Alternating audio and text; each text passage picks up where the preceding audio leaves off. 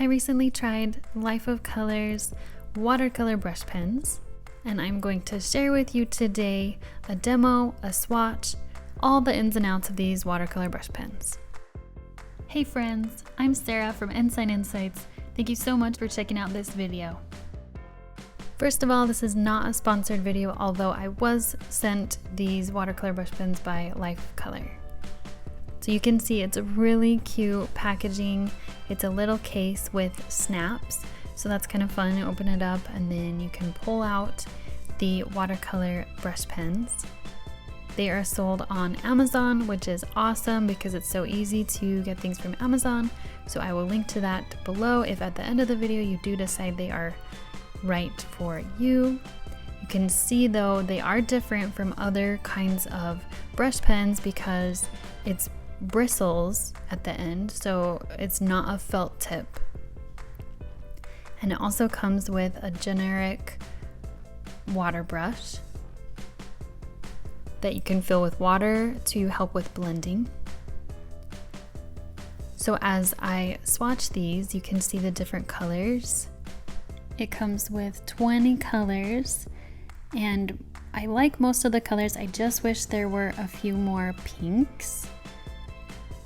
And you can see this one looks like it's supposed to be a dark pink, but it comes out a light purple. So that one was just kind of a bummer because I wanted it to be pink. If you don't love pink, then you wouldn't have that same problem like me. The rest of the colors are all very vibrant. You can see the ink on the page as you're kind of moving around your brush, so that's really great. If you're going to be doing any traveling and you do a lot of watercolor, these are perfect because as you can see me blending right here, I don't even have to use a water cup. There's no mess. I just have a paper towel and the water brush. These make watercolor so much more portable. You can also use these on any paper. The ink isn't overpowering or too wet that you couldn't use a really light paper, as long as you're not doing a lot of blending. When I was on vacation a little while ago, we used these markers on index cards, and all of my siblings loved using them. You can see here the paper I used was mixed media because I did do more blending. This one on the top, I just blended with the brush pens themselves, and on the bottom I used the water brush. I like having the option of doing either. I would say these brush pens take a little bit longer to get used to, so they're a little harder for lettering at first. If you really love that loose, brushy script style, then these are definitely the pens for you. You can't really get as perfect and precise strokes as with a regular felt tip brush pen. So these are definitely more of a specific style. I have used my Pentel water brush for a long time, so that is a style that I really like, and you can definitely get used to controlling the bristles well, just like you could with a paintbrush.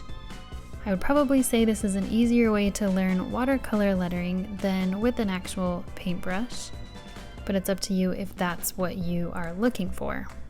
I mentioned that you can use these on lighter paper, and on the other hand, because they are bristles and not a felt tip, you can use watercolor paper.